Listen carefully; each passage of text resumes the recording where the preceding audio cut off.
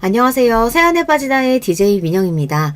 오늘도 두 가지 사연 준비되어 있으니 끝까지 함께 해주시고요. 구독과 좋아요 버튼도 눌러주세요. 그럼 오늘의 사연 바로 만나볼게요. 안녕하세요. 저는 아들 쌍둥이 키우느라 시간 가는 줄 모르고 바쁘게 살고 있는 30대 주부입니다. 두 녀석 다 워낙 활달해서 저희 친정엄마의 시어머니까지 번갈아가며 육아를 도와주고 계시는데도 요즘은 딴 생각할 틈도 없이 바빠요.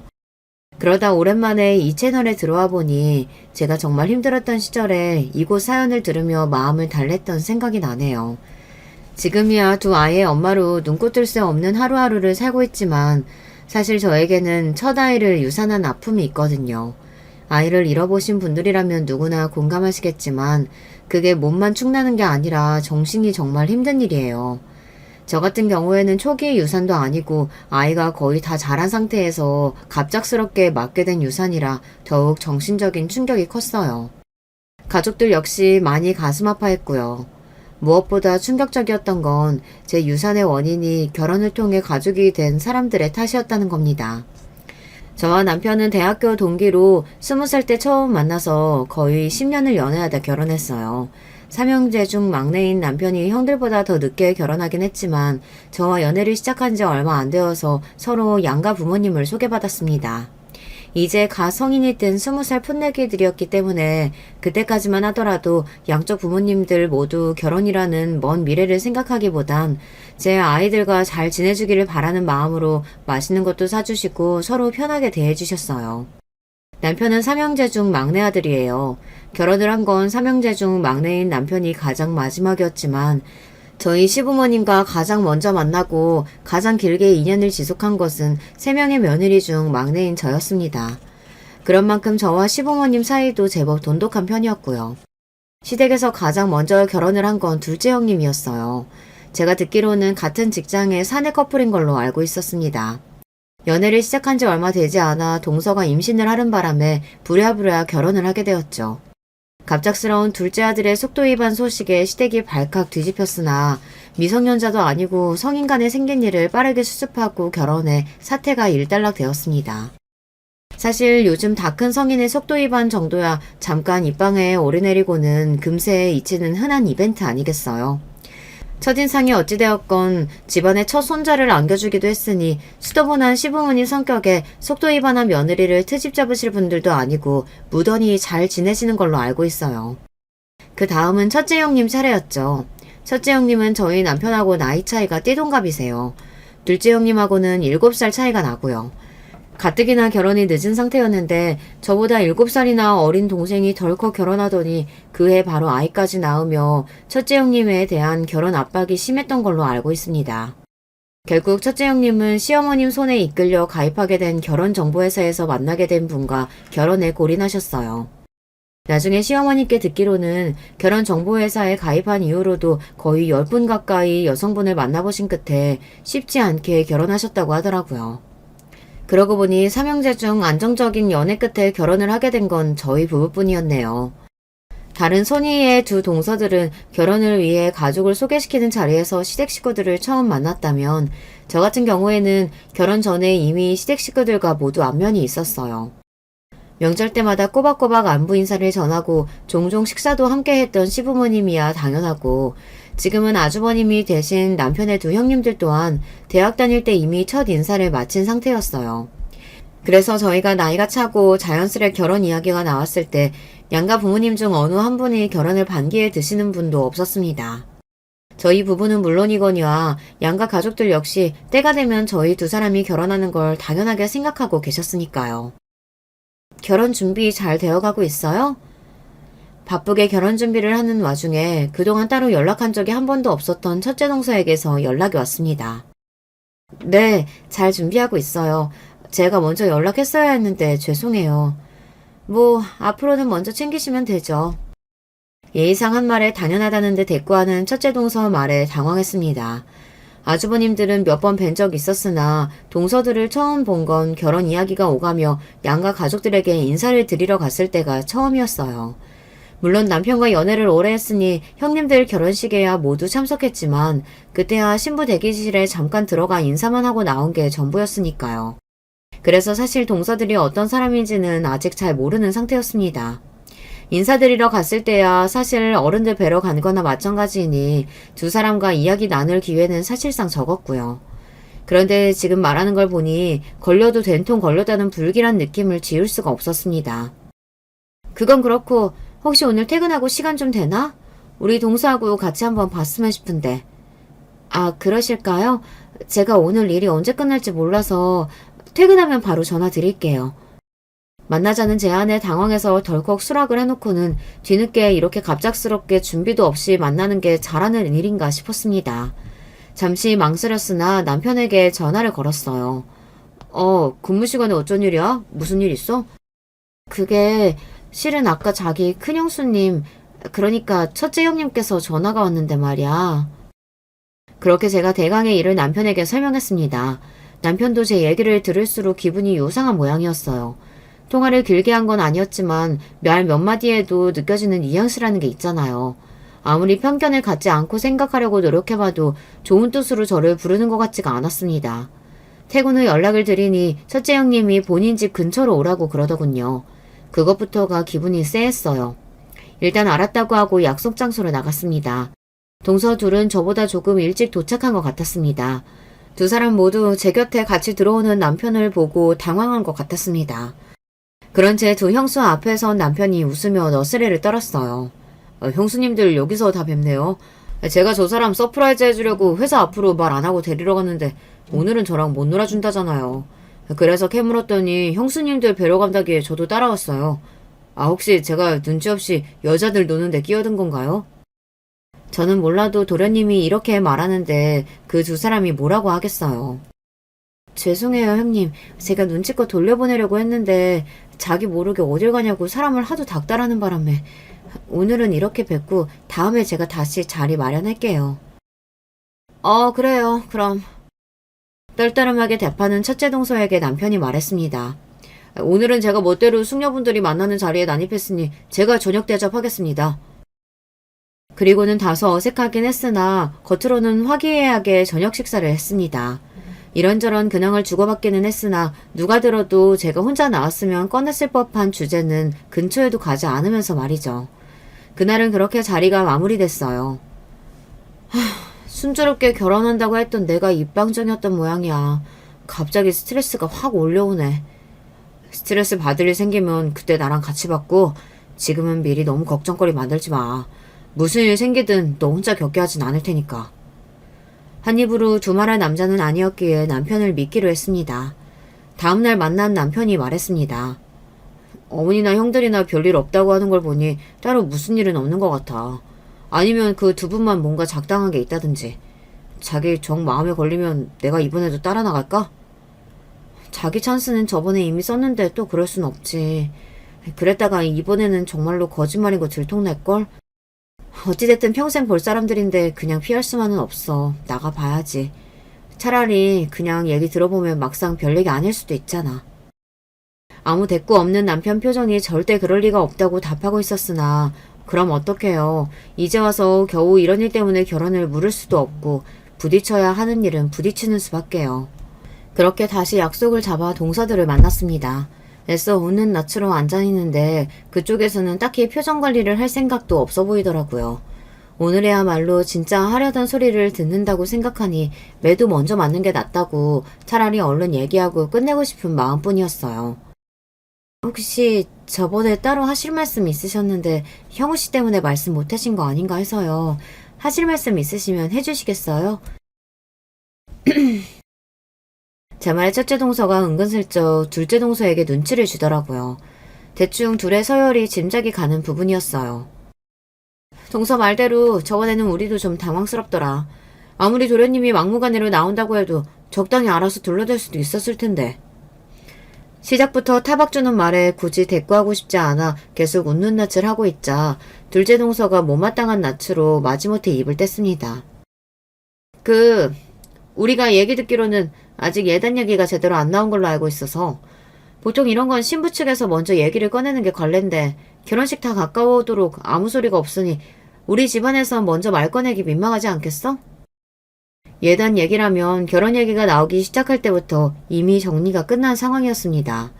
저희 친정에서나 시댁에서나 가급적이면 결혼식 외에는 일체 부대 비용이 들만한 것들은 웬만하면 다 생략하자고 합의가 된 상태였거든요.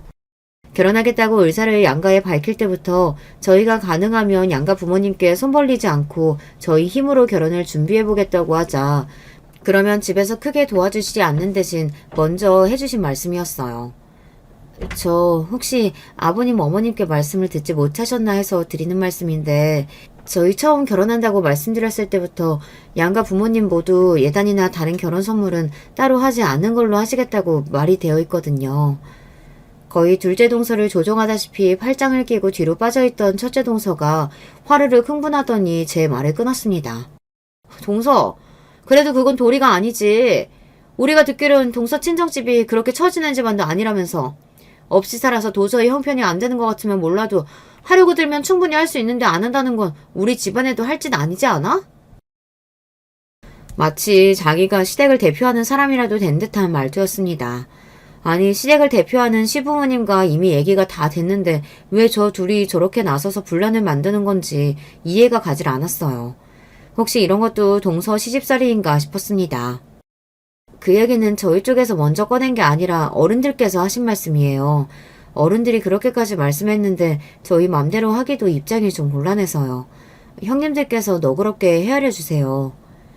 말씀이야 그렇게 하셔도 정작 진짜로 준비하면 자식들이 해주는 건데 물으라고 하시기에 하겠어?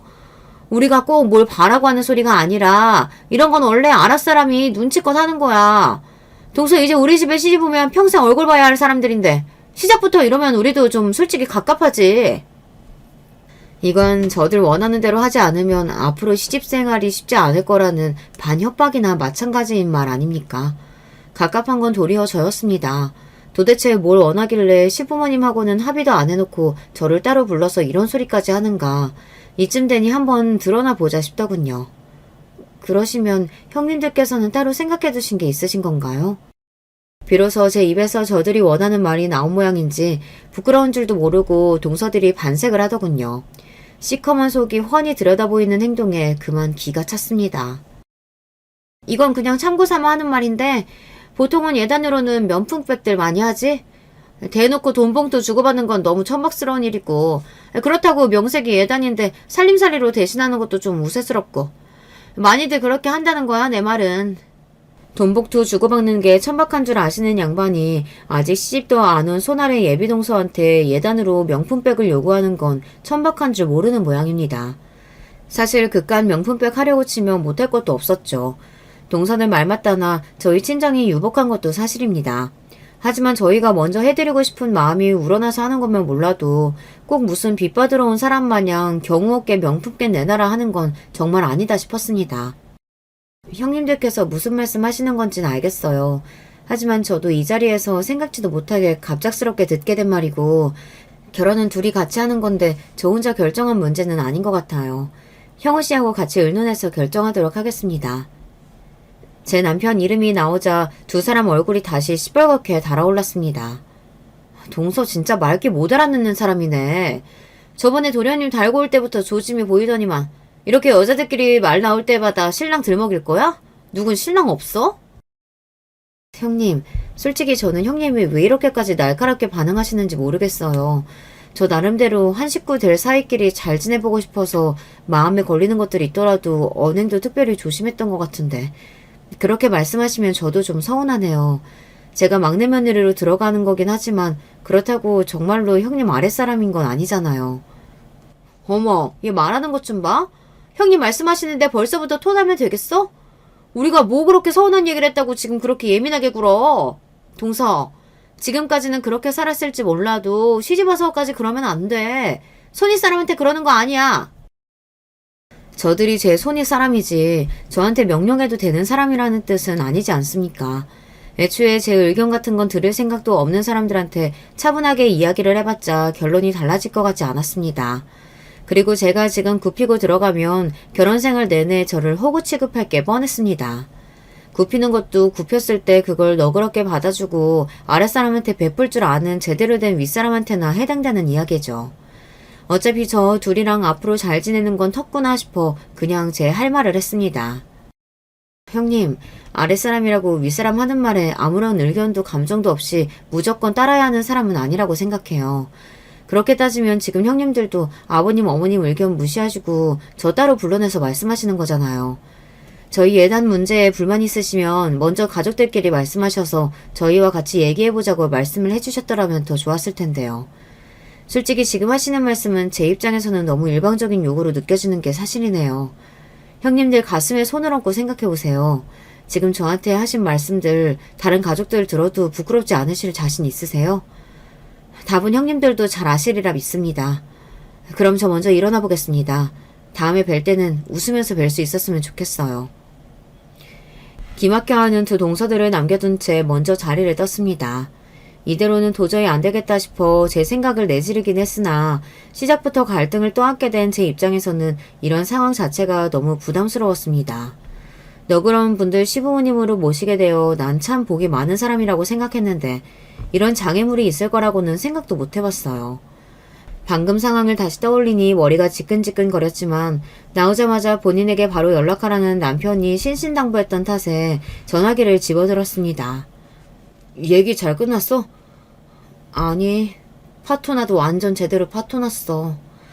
제 말에 남편이 불이 나게 달려왔습니다. 길게 설명하기도 지쳐서 남편에게는 그냥 아까 일에 대한 녹음 파일부터 던져줬어요. 무슨 말 하는지 궁금하다고 녹음을 해오라던 남편 말에 처음엔 뭘 그렇게까지 하냐고 타박을 했는데 이제와 생각해보니 녹음이라도 안 했으면 둘이 편먹고 내 입장만 난처해졌을지도 모르겠다는 생각이 들더군요. 녹음 파일을 듣고 남편 표정이 너무 안 좋아졌어요. 본인도 자기 형수들이 이런 인간이라는 건 처음 알았을 테니 그럴만도 했습니다. 형수들 그렇게 안 봤는데 사람들이 정말 해도 너무하네. 그렇게 가깝게 지내진 않았어도 우리 부모님한테는 잘하는 것 같아서 괜찮은 사람인 줄 알았더니만 지금 자기네 아래 동서 들어왔다고 이렇게 시집살이 시키려 들어? 자기들도 예단이니 뭐니 아무것도 안 해왔으면서. 형님들도 예단 안 해왔어? 예단은 무슨, 나 형들 결혼할 때 형들이 자기 돈으로 따로 양복 한 벌 해준 거 말곤 형수들한테 아무것도 받은 거 없어. 그땐 내가 학생이어서 변변한 양복이 없었잖아.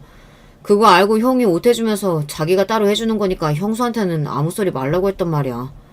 우리 부모님도 그런 거 바라실 분들도 아니고. 아니 본인들도 안 한 걸 왜 자기한테만 해오라고 난리야?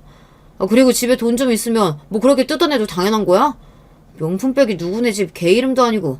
그것도 한두 푼 하는 것도 아니라며. 내가 도움받는 건 바라지도 않지만 해주는 것도 없는 사람들이 이렇게 뻔뻔하게 저 바라는 거 요구하는 건 아니지. 남편은 당장이라도 제 형들 집으로 쳐들어갈 기세였습니다. 안 그래도 동서간 사이도 어그러진 마당에 형제의 난까지 터지면 감당이 안 될 것 같았어요. 그만! 나 오늘은 형님들까지만 해도 한계치 넘어섰어. 오늘은 더는 분란 만들지 말자, 응? 알았어. 그래서 자기는 어떻게 하고 싶어? 어떡하긴 뭘 어떡해. 벌써부터 내 친정집 뜯어먹을 생각 만만인데 해달라는 대로 다 해줬다가는 앞으로 두고두고 뜯어먹기게 생겼어. 좀 껄끄럽긴 해도 그냥 넘어가는 게 맞는 것 같아. 서로 얼굴 붉힐 만큼 다 붉힌 마당에 이제 와서 명품백 그거 사줘봤자 나 예뻐라 할 리도 없고. 나도 그게 맞는다고 생각해. 그러다가 괜히 안 보이는 데서 자기 괴롭힐까봐 그게 걱정돼서 그러지. 그러지 말고 내 비상금으로 그냥 해줘버릴까? 자기 비상금으로 하나 우리 친정집에서 뜯어내나 하나 뭐가 다를 게 있어. 어차피 해주면 우리 집 주머니에서 나온 줄 알 텐데. 하지마 그냥. 말은 그렇게 하면서도 솔직히 저도 후환이 두렵긴 하더라고요. 그래서 밑밥 삼아 보험을 하나 들어두기로 했습니다. 시부모님과 식사 자리에서 결혼 준비는 잘하고 있냐는 말이 나오자 남편이 기다렸다는 듯이 말했습니다. 내가 형수들 그렇게 안 봤는데 이번에 정말 사람이 다시 보이더라고요. 하지 말라니까. 제가 말리는 신용을 했습니다. 그걸 보고 시부모님이 무슨 일인가 싶어 놀라 물으셨습니다. 왜? 무슨 일 있었니? 아니 글쎄 이 사람만 따로 불러내서는 대놓고 자기들 명품백 해달라고 하더라니까요. 어른들끼리 이미 다 얘기 끝난 걸 이 사람만 굳이 따로 불러서 그러는 바람에 이 사람 입장이 얼마나 난처했다고요. 그게 무슨 소리야? 예단 안 하기로 얘기 끝난 게 언제적 일인데. 어머, 그게 정말이야? 우리한텐 그런 기미는 일절 안 보이더니 얘만 따로 불러서 그런 소리를 했어? 이 사람이 괜한 소리라고 했어. 어머님, 아버님 별일 아니에요. 잘 지나갔으니까 걱정하지 마세요. 예, 그건 아니지. 집안 어른들 입장도 있는데 저들끼리 명품백 해달라고 했다니. 제 시어미 시아비 입장은 생각도 않고 우리가 이렇게나마 알았으니 다행이지. 안 그랬으면 산후내외께 우리 집안이 얼마나 우스워졌겠어. 우리 내외를 얼마나 우습게 봤으면 이렇게 생각 없는 짓을 벌여. 세 사람 잘 적응하도록 도와줘도 모자랄 판에 아직 시집도 안 온 사람한테 할 소리가 따로 있지. 이건 그냥 넘어갈 일이 아니다. 예상대로 시어머니와 시아버지 모두 개념 없는 동서들 행동에 화가 많이 나셨습니다. 올바른 두 분 성정을 생각했을 때 당연한 반응이었어요. 본인들은 자식들 결혼시키며 어떻게든 부담을 줄여주시겠다고 자취색 장가 보내면서도 한 번도 예단 요구하신 적이 없으신 분들인데 정작 그렇게 드린 며느리들끼리 작당을 하고 두 분 얼굴에 먹칠을 했으니 화가 단단히 나실 법도 했죠. 그러나 그렇게까지 일이 커지는 것은 바라지 않았기에 저는 시부모님께 부탁드렸습니다. 아버님, 어머님, 이 문제로 일이 더 커지면 제가 형님들 뵙기가 너무 불편할 것 같아요. 사실 좋은 일 앞두고 이런 문제 생긴 것만으로도 앞으로 저를 색안경 끼고 보실까봐 지금도 좀 불안해요. 저를 봐서라도 이번 한 번은 그냥 조용히 넘어가 주세요. 저도 저희 친정 부모님께는 이 말씀 안 드렸어요. 이번엔 그냥 없던 일로 치고 혹시나 다음에 비슷한 일이 생기면 그때 말씀하셔도 늦지 않을 거예요. 아휴, 집안에 며느리가 셋씩이나 되니 이런 일도 다 생기는구나. 네가 마음고생이 많았겠다. 우리한테는 그런 김이 조금도 내비치질 않아서 이런 일을 벌일 거라고는 생각도 못했네. 몇 년을 봐도 사람 속이라는 게 참 알기가 힘들구나. 그래, 네 입장도 이해가 가. 시집 오자마자 시끄러운 일 생기면 아무래도 불편할 수밖에 없지. 대신에 이런 일 생기면 그때는 감추려 들지 말고 꼭 이야기해야 한다. 이건 네 문제이기도 하지만 우리 집안 전체의 일이기도 해. 너 혼자 떠안는 일 절대 아니니까 내 말 명심하고. 그래, 이 사람 말이 100번 맞다. 자식들이 잘못하면 바로 잡아주는 게 부모 역할인 거야. 지금이라도 당장 혼내주고 싶다만 네가 난처하게 둘 수는 없으니 이번만큼은 네 말대로 하마. 네, 감사해요. 저도 앞으로 행동에 더 신경 쓸게요. 이건 네가 조심할 일이 아니라도 그러네. 얘 형우야, 너도 유나한테 더 신경 쓰고 이럴 때 남편이 확실하게 아내 편이 되어줘야 하는 거야. 그럼요. 당연히 신경 써야죠. 이렇게 저희가 원하던 방향대로 이야기가 정리되었습니다. 좀 약은 것처럼 느껴지는 부분이 없지 않아 있었지만 그쪽은 쪽수가 둘이고 저는 하나인데 이 정도 밑밥은 깔아둬야 나중에라도 그 둘에게 구박을 당해 제 편을 들어줄 사람이 한 사람이라도 더 생기지 않겠어요. 그렇게 두 동서들과는 여전히 껄끄러운 채로 저희 두 사람의 결혼식이 무사히 끝났습니다. 이제 정말 빼도 박도 못하고 그 두 사람과도 결혼으로 묶인 가족이 되었습니다. 시작이 무척 삐걱거리기는 했습니다만 좋든 싫든 평생 얼굴 보고 살아야 하는 마당에 이왕이면 잘 지내보고 싶은 마음이 아직까지는 남아있었어요. 그래서 예물 안 해준 대신이라고 생각하고 신혼여행 선물은 특별히 더 신경 써서 준비했습니다. 명품백만큼은 아니지만 신혼여행지의 특산품과 명품 스카프까지 나름대로 그 두 사람 선물 때문에 지출이 컸어요. 처음부터 욕심을 숨기지 않은 사람들이었기에 그걸로 태도가 돌변할 거라는 기대는 하지 않았지만 본전치기라도 됐으면 싶었죠. 그냥 올해도 뭘 이렇게 많이 준비했어. 우리 선물 사느라 너희는 양껏 쓰지도 못했겠다. 정성껏 준비한 선물에 기뻐하시면서도 금세 저희를 걱정하시는 시어머니셨습니다. 저렇게 말씀해 주시니 선물한 저희도 뿌듯했어요. 제가 애초에 많은 걸 바란 게 아니었습니다. 서로 따뜻한 말 한마디씩 주고받으면 듣는 사람도 받는 사람도 기쁘잖아요. 그런데 죽어도 좋은 소리 못 들으면 주고 싶은 마음이 싹 사라지고 말겠죠. 스카프네? 신혼여행이라 좋은 거 먹고 다니느라 부족하긴 했나 보네. 신혼여행이라 좋은 거 먹고 다니느라 부족하기는 했나 보다. 바로 이런 게 줬던 것도 뺏고 싶다는 거겠죠. 애초에 제 것도 아니었던 명품백을 못 받으니 제게 빼앗겼다는 생각이라도 드는 모양인지 명품 스카프 정도로 그 욕심을 채우기에는 역부족이었나 봅니다. 그래도 눈치가 있으면 시부모님 앞에서는 조심하는 척이라도 할 텐데 제가 미워 보이는 마음이 너무 커서인지 할 말 못할 말도 못 가리는 것 같았습니다. 차라리 그럴수록 제 입장은 유리해질 테죠. 그 자리에 앉아있는 모두가 제가 동서에게 부당한 대우를 받고 있음을 증명해줄 증인이 되어줄 테니까요. 제 처에 무례한 인사에 옆에 계시던 큰아주버님이 당황한 듯 흠칫하시더군요. 시부모님의 눈길 역시 곱지 않았습니다. 당신 지금 무슨 소리라는 거야? 형우랑 재수씨가 기껏 생각해서 좋은 선물까지 준비해줬는데 고맙다는 소리가 먼저 나와야지. 네, 고마워요 도련님. 굳이 저를 쏙 빼고 제 남편만 언급하는 꼴이 유치하기 짝이 없었습니다. 도대체 나이는 어디로 먹는 건가 싶었어요. 첫째 동서 옆에서 똑같이 빈정대는 표정을 짓고 앉아있는 둘째 동서만 빼고 다른 식구들이 다들 황당해서 첫째 동서를 쳐다보았습니다. 지능적으로 저를 괴롭혔다면 오히려 골치가 아팠을 텐데 행동이 단세포라는 점이 그나마 제게는 다행스러운 일이었습니다. 오늘 첫째 하는 꼴 보니 네가 그동안 마음고생이 많았겠다 싶긴 하더구나. 둘째하고는 어떻게 착짝꿍이 잘 맞아서 저러는 건 나도 처음 봤는데 제 시애비가 옆에 뻔히 앉아있는데도 저런 걸 보면 제가 아주 심보가 보통이 아니겠어. 너 저번에 내가 한 말 있지 않았지? 무슨 일 생기면 바로 나한테 말해야 한다는 거. 그럼요 어머니. 꼭 말씀드릴 테니까 너무 걱정하지 마세요. 설마 저번 같은 일이 또 있기야 하겠어요. 그렇게 단순하게 생각할 일 아니래도 나도 쟤들 따로 불러서 단속 단산히 해야 둬야겠다. 어린이 계신데 천지분간 못하게 저대로 둘 순 없지. 너도 그냥 모른 척 하고 있어. 동서들 하는 꼴을 보니 앞으로의 일이 순탄치 않겠다 싶어 걱정스러운 마음이 드는 것도 사실이었으나 시부모님이 이렇게 확실한 제 편인데 저희 둘이 뭘 어쩌겠나 싶기도 했습니다. 어찌되었든 시댁에서 발언권이 제일 센 사람은 시어머니셨으니까요.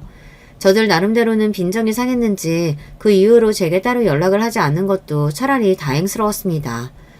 잘 지낼 자신이 없으면 최대한 연락할 일을 만들지 않는 것도 방법이죠. 그렇게 다소 대면대면하지만 생각했던 것만큼 큰 갈등은 없이 지낼 수 있겠다 싶은 생각은 오래 가지 못했습니다. 바로 제 임신 소식이 시댁에 전해지면서부터였어요. 저희 부부가 그렇게 빨리 아이를 가질 계획은 아니었는데 뜻밖에도 결혼 2달 만에 예상보다 훨씬 이르게 첫 아이가 찾아와 주었습니다. 조금 당황스럽긴 했지만 저희 부부 2사람 모두에게 너무나도 기쁜 소식이었어요. 제 임신 소식을 들으시고는 저희 친정 부모님은 물론 시부모님께서도 뛸 듯이 기뻐하셨어요. 특히 시댁은 아이가 귀한 편이었습니다. 둘째 동서가 속도 위반으로 결혼해 시조카가 한 명 있기는 했지만 그 뒤로 결혼 10년이 다 돼가도록 둘째를 갖는데 실패한 걸로 알고 있습니다. 더 큰 문제는 첫째 동서였어요. 첫째 아주버님과 첫째 동서의 결혼이 늦은 편이었다는 건 앞에서도 얘기했었죠.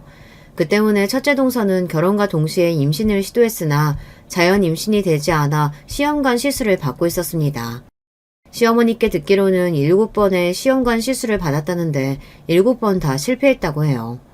그나마 아주버님과 첫째 동서가 연애 결혼이면 아이에 대한 압박감이 좀 덜했을지도 모르겠는데 애초에 그 두 분은 결혼정보회사를 통해 만난 사이잖아요. 처음부터 서로에게 기대하는 바가 확실한 상태에서 한 결혼인데 아이가 쉽게 생기지 않으니 첫째 동서의 부담감이 상당했을 거예요. 문제는 본인에게 아이가 생기지 않는 스트레스를 가뜩이나 미운 털 박힌 임신한 손 아래 동서에게 풀기 시작했다는 겁니다. 아가 아직 입덧은 안 하니? 내가 형우 가졌을 때 입덧이 너무 유난스러웠거든. 그런 건 보통 시어머니 많이 따라간다 해서 내가 아주 걱정이야. 그냥 안 하듯이 지나가면 좋을 텐데. 뭐 먹고 싶은 건 없고? 아, 네, 괜찮아요, 어머니. 세상 꿀 떨어지는 눈빛으로 저를 챙기는 시어머니와 저를 번갈아 보는 첫째 동서 눈에서 불이 튀는 것 같았습니다. 저는 그렇게 용을 써도 들어설 생각을 안 하는 아이를 쉽게도 가진 제가 미울 법도 하겠죠. 하지만 그게 제 잘못은 아니잖아요. 그렇게 생각하면서도 첫째 동서 눈치를 보느라 조마조마해서 시댁만 가면 좌불안석이었습니다. 제가 하도 첫째 동서 눈치를 보니 남편도 불만이 많았어요. 본인 아이 안 생겨서 스트레스 받는다는 건 알겠는데 그렇다고 당신한테 그럴 건 또 뭐야. 가뜩이나 초기 임산부라 스트레스 받으면 안 되는데 왜 저렇게 심부를 못되먹게 쓰는 건지 모르겠네. 솔직히 불편해 죽겠는데 본인도 오죽하면 저럴까 싶어서 뭐라고 하지도 못하겠어. 벌써 40이 다 되셨는데 얼마나 조마조마하겠어. 저러다 끝까지 아이 안 생기면 어쩌나 싶어서 나도 요새 불안해. 저쪽에서는 당신 생각 코딱지만큼도 안 하는데 속도 좋다. 어머니도 사정 모르시는 것도 아니고 어지간하면 당분간 본가에는 가지 말자. 눈에 안 보이면 저도 좀 덜 긁으려 들겠지. 남편 말에 그래야겠다고 생각했습니다. 저를 위해서나 첫째 동서를 위해서나 서로 최대한 마주치지 않는 게 정신건강에 좋을 것 같았습니다. 그러고 한 달쯤 지났을까 둘째 동서한테서 연락이 왔습니다. 동서, 아무리 임신했다지만 요새 시댁일에 너무 소홀한 거 아니야?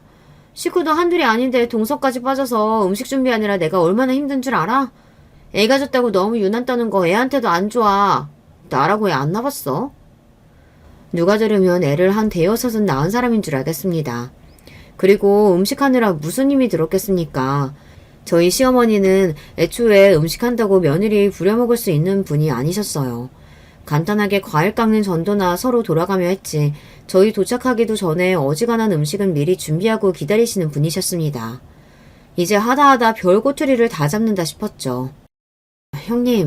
형님이 임신하셨을 때 힘들지 않으셨다고 다른 임산부들도 다 그런 건 아니에요.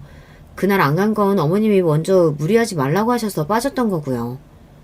어머님 성정이야 원래 그러신 분인 거 몰라서 그래? 그래도 시댁 행사에는 빠지지 말고 꼬박꼬박 와야지. 서로 봐서 반가울 얼굴도 아닌데 뭘 그렇게 못 불러내서 안달인가 싶다가 아하 싶었습니다. 왜요? 첫째 형님이 저 안 왔다고 또 뭐라고 하세요? 아니 갑자기 형님 얘기는 왜? 뻔한 일이죠. 도대체 무슨 책이 잡혀서 저러는지 모르겠으나 둘째 동서는 유난히 첫째 동서 앞에서 맥을 못 쳤습니다. 저한테 대시 타박을 하는 거나 여러모로 둘째 동서는 첫째 동서 아바타나 마찬가지였죠. 아마 저한테 이렇게 날카롭게 구는 것도 수술이면 첫째 동서의 히스테리가 자기한테 넘어올까 싶어 더 앞잡이처럼 굴었던 거겠죠. 길게 이야기하기도 싫어서 그냥 간단하게 정리하기로 했습니다. 그날은 정말로 몸이 안 좋았어요. 앞으로 가급적이면 시댁 행사는 빠지지 않겠습니다. 하실 말씀 다 하셨으면 이만 끊겠습니다. 가뜩이나 임신하고 몸이 물에 젖은 손뭉치같이 무겁게 느껴졌는 차에 임신했다고 유난 떠는 사람 취급까지 당하니 기분이 확 가라앉더라고요. 친정엄마에게 전화해서 하소연을 했더니 엄마가 저 대신 더 화를 내주셨습니다. 아니 자기도 애 낳아봤다는 사람이 어쩜 그렇게 말을 매몰차게 해? 모르는 사람이라도 임산부인 거 알면 그렇게는 안 하겠다. 동서 둘이라고 있는 게 둘 다 저 모양이니 정말 어쩌면 좋아. 너 행여나 저것들 하라는 대로 다 따라가면 안 된다. 저런 부류는 하나 해주면 하나 더 뽑아보겠다고 안달난 것들이야. 안 그래 엄마. 엄마 딸이 그런 맹추도 아니고. 제 편을 들어주는 친정엄마 목소리를 들으니 기분이 좀 풀어지는 것 같았어요. 그러면서도 괜히 책 잡힐 일을 만들 필요는 없으니 빈도수만 좀 잘 조절해서 컨디션 봐가며 다시 시댁 행상에 참여해야겠다고 생각했습니다. 그런데 요상한 일은 거기서 끝나지 않았습니다. 임신 5개월 차에 넘어갈 무렵 새벽에 뜬금없이 전화가 왔어요. 첫째 동서였습니다. 처음에는 무슨 사고라도 생긴 건가 싶어 그 시간에 자다가 소스라치게 놀라 전화를 받았어요. 그런데 막상 받아보면 별일도 없는 거예요. 주절주절 헛소리를 늘어놓는 첫째 동서에게 짜증이 솟구쳤습니다. 형님, 지금 시간이 새벽 2시가 넘었어요. 급한 일 아니시면 좀 나중에 얘기하면 안 될까요? 내가 그동안 동서한테 자주 연락한 것도 아닌데 이거 하나도 못 받아줘? 그러더니 또 한참 헛소리를 하는 첫째 형님이었습니다. 결국 그날은 잠을 설쳐서 가뜩이나 임신으로 무거워진 몸이 더 무겁게 느껴졌습니다. 그러고도 이틀 걸러 하루마다 첫째 동서의 새벽 연락이 이어졌어요. 어쩔 때는 전화를 받으려고 치면 전화가 툭 끊어졌습니다. 그런 일을 몇 번 당하고 나니 저도 저지만 남편의 화가 폭발해버렸어요. 이거 진짜 정신 나간 여자 아니야. 멀쩡한 사람한테 이래도 사람 환장할 판에 잘 쉬어야 할 임산부한테 이게 뭐하는 짓거리야. 일부러 잘못되라고 고사라도 지내는 거야 뭐야. 당장이라도 첫째 동서 집을 때려 부수러 갈 기세인 남편을 간신히 뜯어말렸습니다. 남편을 말리긴 했으나 솔직히 저도 좀 소름이 끼쳤어요. 이건 꼭 우리의 잘못되길 바라고 하는 짓 같잖아요. 적나라하게 느껴지는 첫째 동서의 악의에 그날 저녁부터는 잘 때 아예 핸드폰을 꺼버렸습니다. 그 외에도 자잘한 사건들이 많았어요. 후에 벌어질 일을 생각하면 빙산의 일각에 불과했죠. 참으로 다사다난한 첫 아이 임신 기간이었습니다. 그 와중에도 시간은 흘러 정말 이제 출산이 목전에 다가왔습니다. 그날의 기억이 아직도 생생해요. 제 인생 최악의 날이었으니까요. 그날은 시조부모님의 제사가 있는 날이었습니다. 시어머니께서는 당연히 만삭인 저보고 오지 말라고 신신당부를 하셨어요. 또 동서들이 난리를 치겠구나 생각하면서도 이제 정말 출산일이 임박했으니 그 둘 신경 쓸 때가 아니었죠. 그렇게 집에 있는데 갑자기 둘째 동서한테 전화가 왔습니다. 동서아 뭐해? 지금 형님이 동서 언제 오냐고 자꾸 난리도 아니셔. 형님 저 만삭이에요. 예정일 얼마 남지도 않았는데 정말 왜 이러세요? 어머님께서 오지 말라고 하시는데 또 왜요? 어머님 친구분 사고 나셨다 그래서 급하게 나가셨어. 가뜩이나 손도 부족한데 동서라도 와서 도와야지. 정말이지 짜증이 솟구쳤습니다. 그게 지금 며칠 있으면 애 낳아야 할 사람한테 할 소리입니까?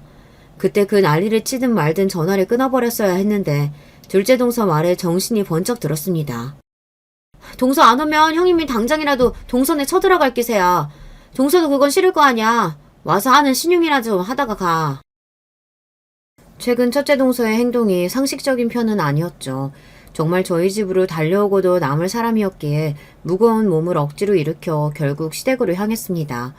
제가 도착하자마자 기다렸다는 듯이 둘째 동서가 뒤집개를 제 손에 쥐어주더군요. 왜 이렇게 늦어? 시간 없어. 얼른 전부터 붙여. 뒤에서 눈을 세모로 뜨고 첫째 동서가 저를 노려보더군요. 뒤집개고 뭐고 집어 던져버리고 싶었으나 더 험한 꼴 당하느니 그냥 붙이자 싶었습니다. 그렇게 서서 육전을 한 20장쯤 붙이고 나니 가뜩이나 임신으로 부은 종아리가 터질 것 같았습니다. 허리도 너무 아팠고요. 무엇보다 음식 냄새가 너무 역하게 느껴졌어요. 그 자리에 더 서 있다간 토할 것 같아서 냅다 방으로 들어가 드러누워 버렸습니다. 그러자 기다렸다는 듯이 첫째 동서가 득달같이 쫓아 들어왔어요. 이게 지금 뭐하는 짓이야? 애 가진 유세는 저 혼자 다 떨지. 당장 나가서 마저 붙이지 못해? 형님, 진짜 해도 너무하시네요. 저 지금 만삭이에요. 이러다 우리 애 잘못되면 책임지실 거예요? 이게 이젠 협박까지 해? 야, 너 진짜 꼴값 떨지 마. 너 하는 짓 보면 내가 아주 속이 뒤집어져. 그래, 나라고 애 안 낳았어. 그 정도로 해. 어떻게 안 되니까 얼른 형님 말씀 들어. 진짜 왜들 이래요?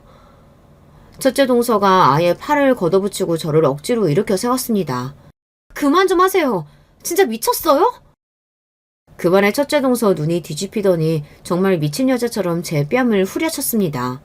그 임에 제가 바닥으로 철퍽 주저앉았습니다. 순간 배에서 이로 형용할 수 없을 정도의 극심한 고통이 몰려왔습니다.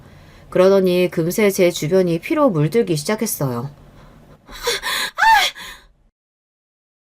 제가 배를 부여잡고 고통을 몸부림치자 그 두 여자 낯빛도 질리기 시작했습니다. 어떡해 형님, 어떡해요? 그나마 둘째 동서가 먼저 정신을 차렸는지 119에 전화를 했습니다. 곧 출동한 119에 급히 후송되었으나 병원에 도착했을 때 이미 저희 소중한 첫아이는 제 곁을 떠난 후였어요. 정신을 차렸을 때 남편이 제 손을 부여잡고 오열하고 있었어요. 아이가 떠나가고 반쯤 꺼진 배를 보며 다시 정신이 나갈 것 같았습니다. 내가 그것들 가만 안 둘 거야. 그것들 피눈물 흘리게 해줄 거야. 여보, 정신 차려봐, 여보. 의식이 꺼져가는 와중에 남편의 애처로운 목소리가 떠나질 않았어요. 다시 깨어났을 때 남편은 곁에 없었습니다. 대신 저희 친정 부모님과 시부모님이 제 곁을 지키고 계셨죠. 시부모님은 저희 부모님 앞에서 죄인 꼴을 하고 계셨어요. 어떻게 이런 일이 있을 수가 있어요, 사돈. 세상에 어떻게 그런 악기들이 다 있습니까? 애 꼴 좀 보세요. 이게 사람입니까? 사돈만 믿고 우리 아이 그 집에 보내놨는데 어떻게 이런 일이 생길 수가 있어요? 죄송합니다, 사돈. 저희가 정말 사돈 뵐 낯이 없습니다. 죄송합니다. 허리를 젓고 제 친정엄마에게 빌고 있는 시어머니를 보고는 그만 눈을 질끈 감아버렸습니다. 하루 이틀이 지나자 몸 상태는 조금씩 나아졌으나 마음의 상처는 어찌할 도리가 없더군요. 이번 기간 내내 남편과 친정엄마가 제 곁을 지켰습니다. 저 사람이 회사는 어쩌고 저러나 싶었으나 물어볼 기운도 없었어요. 그렇게 입원한 지 사흘쯤 지났을까 뻔뻔한 인간들이 감히 제 병실을 찾아왔습니다. 도련님, 동서, 제가 잘못했어요. 한 번만 용서해주세요. 저 이러다 진짜 이혼당해요. 제발 고소 취하해주세요. 이 뻔뻔한 인간들이 감히 여기가 어디라고 찾아와? 형 둘 다 이혼남 만들 생각이에요? 아이 잃고 정신없는 건 알지만 그걸 제 탓만 할 건 아니죠. 첫째 동서는 끝까지 저 잘못했다는 소리는 안 하더군요. 그 꼴을 보고 저희 친정엄마가 그 두 여자 머리채를 휘어잡아버렸습니다. 이 악기 같은 년들! 내 손자 잡아먹은 딱똑한 년들! 니 년들은 살인자야! 왜 이래요? 이거 놔! 저것들 당장 내 눈앞에서 치워! 미친년처럼 소리 지르는 제 기세에 남편이 그 둘을 집어던진 듯 병실 밖으로 쫓아냈어요. 제 상태가 조금 진정되자 남편이 그간의 일을 설명하기 시작했습니다. 당신이 녹음한 파일 듣고 우리 아이가 어떻게 떠난지 알았어. 그걸 알고도 도저히 저것들을 가만히 둘 수가 없어서 그간 통화 녹음했던 것들이랑 새벽에 연락한 거며 당신 입원 일 진단서까지 모을 수 있는 건 싹 다 끌어서 저 둘 고소했어. 형들한테도 그간 저것들이 한 짓들 녹음 파일 다 보냈고 형들이 당신한테 사과하고 싶다고 하긴 했는데 아직 당신 힘들 것 같아서 나중에 하자고 했어. 첫째 동서 기행이 나날이 심해지다 보니 그날 시댁에 들어가면서부터 휴대폰 녹음 기능을 켜두었던 걸 남편이 들은 모양이었어요. 뿐만 아니라 일하느라 기본적으로 제 휴대폰에 통화 녹음 설정이 되어 있어 그간의 동서들 만행 역시 고스란히 남아있었어요. 고소할 근거는 충분했습니다. 하지만 그것보다 남편이 우리 아이 떠날 때의 상황을 그대로 들었을 일을 생각하니 가슴이 아팠습니다. 제 앞에서 고개도 못 들고 눈물을 떨구는 남편을 보니 아이를 잃은 건 저 혼자만이 아니었는데 저 사람이 어떻게 버텼을까 싶어 그제야 정신이 번쩍 들었습니다. 그렇게 남편과 얼싸안고 한참을 울었습니다. 남편과 슬픔을 함께 나누고 나서야 비로소 우리 아이가 떠났음을 인정하고 받아들일 수 있었어요. 제가 기운을 차린 것과는 별개로 그 둘을 가만히 둘 수는 없는 노릇이죠. 그 둘은 감히 남편과 저의 첫 아이를 죽인 철천지 원수였습니다. 저는 시댁 식구들이 다 모인 자리에서 선언했습니다. 저 두 인간들과 절대로 가족으로 지낼 수 없습니다. 고소 진행하는 건 물론이고 저 인간들 이 집에서 쫓아내지 않으시면 어머님 아버님 뵙기도 힘들 것 같아요. 아주버님들 역시 마찬가지예요. 저 사람들을 가족으로 계속 보고 살 순 없어요. 제 말에 시댁 공기가 무거워졌습니다. 그러나 아무도 제 뜻을 거스를 수는 없었어요. 이윽고 시아버지께서 입을 여셨습니다. 우리도 우리 손자 잃게 만든 그 둘 더는 자식으로 품고 살 수 없다. 그 둘과는 인연 끊을 작정이다. 우리가 정말 널 볼 낯이 없다. 미안하다 아가. 나도 마찬가지다. 끔찍해서 그것들 얼굴 어떻게 보고 살겠니? 너 하자는 대로 다 할 테니까 너는 제발 네 몸만 생각해, 응? 언제나처럼 제 편을 들어주시는 시부모님 말씀에 차오르는 눈물을 꾹 참았습니다. 하지만 첫째 아주버님의 말씀은 저희 부부에게도 뜻밖이었어요. 저 도저히 그 사람이랑 같이 못 살겠어요. 재수씨 일도 정말 면목도 없지만 저도 더는 그 사람을 견딜 수가 없어요. 이혼하겠습니다. 그 자리에 모두가 깜짝 놀랐으나 첫째 아주버님의 심정을 이해하지 못하는 사람은 없었습니다.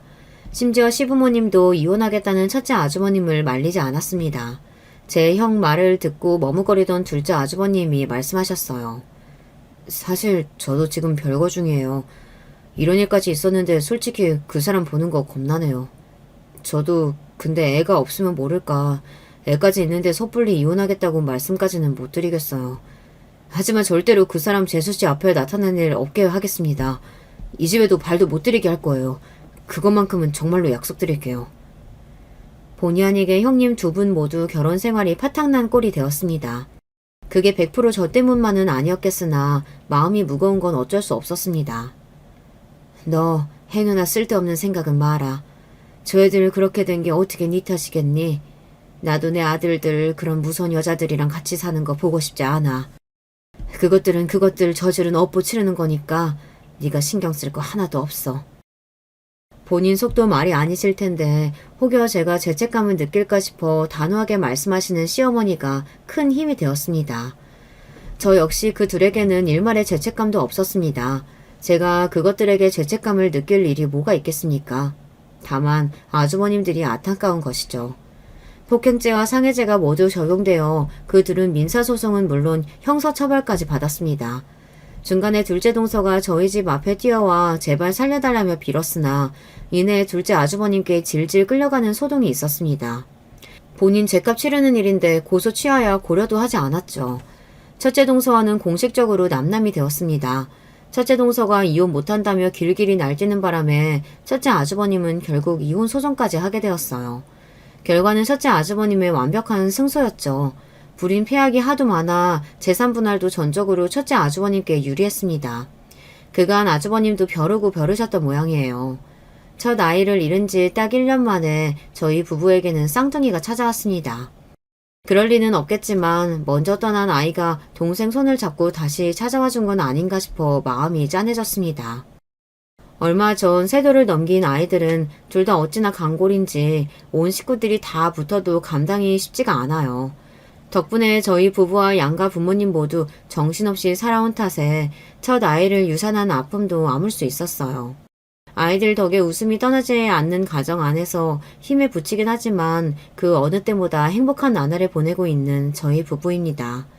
유산의 아픔을 딛고 다시 행복을 찾게 된 제 이야기는 여기까지예요. 죽을 만큼 힘든 날도 견디다 보면 이렇게 웃을 날이 오는가 봐요. 혹시 지금 힘든 일을 겪고 계신 분들이 있다면 제 사연이 조금이나마 위로가 되었으면 합니다. 이야기 들어주셔서 감사합니다. 안녕하세요. 저는 서울에 살고 있는 30대 여자입니다. 결혼해서 전업으로 있기보다는 직장을 다니고 싶어 쭉 일을 하고 있어요. 남편도 같은 직장을 다니는지라 뜻도 잘 맞고 편히 잘 살고 있지만 시댁 때문에 최근에 무척 힘들었답니다. 보통 이렇게 말하면 대부분 유추하시는 게 시집살이가 심해서 그런 줄 아시더라고요. 그런 건 아니고 완전히 다른 입장에서 힘든 부분이 생겼어요. 그 고민의 주인공은 다름 아닌 제 시누이예요. 저보다 4살 위인 형님인데 사실 우리 둘끼리의 사이도 전혀 문제가 없고 아주 무던하거든요. 딱 한 가지, 결혼을 못하고 있다는 게 아주 큰 문제가 되었어요. 별스러운 얘기는 아니지만 그래도 나이가 40이 넘어가니 아기 갖는 게 쉽지 않잖아요. 형님은 아기를 워낙 갖고 싶어 했고 당연히 결혼도 하고 싶어 했어요. 하지만 이전에 10년 정도 연애했던 남자가 아주 몰상식하게 형님을 외면해버린 거예요. 그때 형님이 얼마나 울면서 서러워하던지 그 모습에 괜히 저까지 분노하게 되었답니다. 진수 씨가 나보고 이제 아이는 못 낳지 않겠냐면서 헤어지자고 하더라고. 자기는 자기를 닮은 아이를 갖고 싶대. 그런데 나보고 곧 폐경 아니냐며. 그럼 곤란하다는 거야. 어떻게 이럴 수가 있어. 우리가 10년을 만났어. 나는 그 사람이랑 결혼하려고 이렇게 기다렸는데 왜 나한테 이래 정말. 왜냐면 말 맞다나 저 진수라는 인간이 정말 나쁜 인간인 게요. 그놈의 본인 꿈을 쫓는답시고 돈도 없이 맨날 형님한테 용돈 타가고 자취방에서 밥 얻어먹고 우리 어머니가 선자리 봐오는 것도 시비를 걸곤 했었대요. 어느 쯤에서부턴가 저도 얼굴을 본 적이 있는데 그렇게 사위인 양 드나들고 우리 시부모님도 만만하게 보더니 나중에 보기 좋게 그냥 뻥 차버린 거예요. 저 따위 말들을 하면서 말이에요. 그러니 우리 남편도 저 인간 얘기만 나오면 이를 갈더라고요. 솔직히 누나도 바보야. 미쳤다고 저딴 남자를 믿고 10년을 그냥 날려버리냐고. 그렇게 애기 갖고 싶어 했으면서 일찌감치 정신을 차렸어야지. 내가 제일 열받는 건 진수 그 자식이 지금 곧장 딴 여자애를 만나고 있다는 거야. 뻔하지 뭐. 어린애 만나니까 얘랑은 앞길 창창해 보이고 우리 누나한테는 이제 볼장 다 본 거지. 진짜 길에서 만나면 가만 안 둘 거야. 이렇게 남편조차 으름장을 놓으면서 부들부들 거리는 걸 보면 남녀 연애가 별거 아닌 것 같지만 별거 맞는 것 같아요. 10년 넘게 당연히 결혼할 것처럼 시간을 끌어대던 남녀였는데 헤어져 버렸으니 양쪽 집에서 느끼는 타격감도 컸을 거예요. 당시의 씁쓸한 분위기를 어쩔 수 없이 체감하며 시간을 보냈는데 사람 일은 참 알 수가 없는 것 같아요. 그렇게 힘들게 헤어지고 울상을 하고 있던 형님이었는데 몇 달 안 지나서 대뜸 결혼 소식을 알려왔지 뭐예요? 형님, 누구랑 결혼하시는 거예요? 설마 그 진수?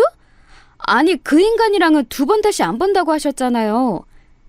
제 말에 형님은 흠칫 놀라시더니 이내 웃으면서 난감한 듯 말씀을 하시더라고요. 아, 참 옳게. 그 인간은 됐어. 걔 말고 나 대학 때 잠깐 만났던 사람이 있거든. 군대 가면서 헤어지고 못 봤는데 진짜 인연은 희한한 것 같아. 얼마 전에 교수님 전시회 갔다가 만났지 뭐야. 어쩌면 만날 수밖에 없는 당연한 자리이긴 했지만 어찌어찌 둘 다 아직 혼자더라고. 감정도 나쁘지 않고 그러다 보니 이렇게 소식을 전하게 되었어. 나도 참 많이 민망하네. 올케가 이해해줘. 좋은 소식이니까. 이처럼 형님 말 맞다나 어쩌면 아주 생뚱맞게 느껴지는 새로운 남자와의 결혼 소식을 듣게 되었답니다. 알고 보니 어머니 아버님도 어렴풋이 기억하고 계시는 사람이었고 남편도 잘 알고 있더라고요. 게다가 전 자세히 몰랐지만 어릴 적에 같은 연립단지에 살았었다는 얘기도 있었고 하여간 인연이 되려면 이렇게도 되는구나 싶었어요. 어떻게 마흔 앞두고 둘 다 혼자에 느지막이 우연히 만나서 불타오를 수 있냐고요. 그리하여 아주 빠른 속도로 둘은 결혼하게 되었답니다. 저는 늦게나마 찾아온 형님의 결혼 소식이 참 희한하게 느껴졌고 아기 소식을 기대하긴 다소 어렵겠지만 진심으로 행복하길 바랬어요. 형님은 저한테 정말 친언니 마냥 다정하게 잘해주는 분이었거든요. 남편과 제가 다툴 때에는 제 편도 잘 들어주시고 어머니와 저희 관계가 나빠지지 않게 늘 중간 역할을 잘해주시는 분이었어요. 그러면서도 결혼 부분에선 제가 늘 선배라면서 부럽다는 말을 달고 사시는 분이었으니까요. 헌데 제가 한 가지 조금 불안한 게 있었는데 이게 사실 결혼 생활 하는 사람들은 약간의 촉 같은 게 있잖아요. 형님의 시어머니의 인상이 어지간히 찐하고 세 보이는 게 아니었거든요. 사실 아들은 엄마 얼굴 닮는다고 그 집 아들인 형님의 남편, 그러니까 저희 시댁 아주버님은 부리부리하게 잘생긴 인상이긴 했어요. 키도 훤칠하게 크고 옷도 세련되게 입고 왜 저 외모에 그 나이가 되도록 결혼을 못했나 싶을 정도로요. 그러면서 상견례 때나 결혼식 때나 정말 눈에서 꿀이 뚝뚝 떨어질 정도로 우리 형님을 사랑스럽게 보더라고요. 하지만 형님네 시어머니는 아주 고집도 세 보이고 말도 되게 딱딱하게 하시는 거예요. 한창 신혼 초에 형님이 해주셨던 얘기를 들었을 때도 꽤 충격이었답니다. 저번에 어머니가 갑자기 백화점 가자고 부르시더라고. 나는 멀리 친구들이랑 나와 있었어서 못 간다고 했는데 어머니는 그게 되게 기분이 나쁘셨나 봐. 친구들이랑 있다는 말을 했음에도 불구하고 한 30분 단위로 계속 전화를 걸어대시는 거 있지? 왜 그렇게 밖에 오래 있냐고, 언제 집에 갈 거냐고 자꾸 따지듯 말씀을 하시는 거야. 친구들 보기에도 너무 창피했어.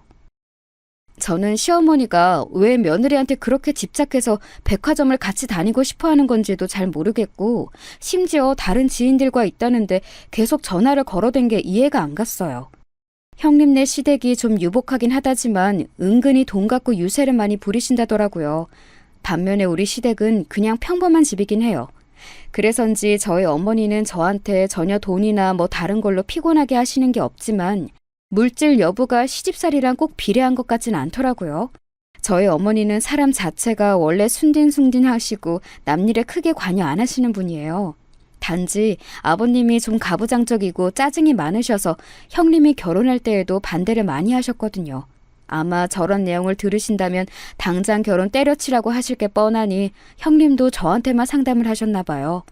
초반에는 그냥 그런 일도 있겠거니 했고 저도 제 삶이 바쁘니까 잊고 있었는데요. 어느 날 형님이 갑작스레 데이트 신청을 하시는 거예요. 저도 어찌 결혼 생활 하시는지 궁금했고 시어머니와 거리는 좀 두고 사는지 알고 싶었답니다. 그런데 그쪽에 초점을 맞추고 만났던 이날의 만남은 돌아오는 내내 저를 굉장히 찝찝하게 했어요.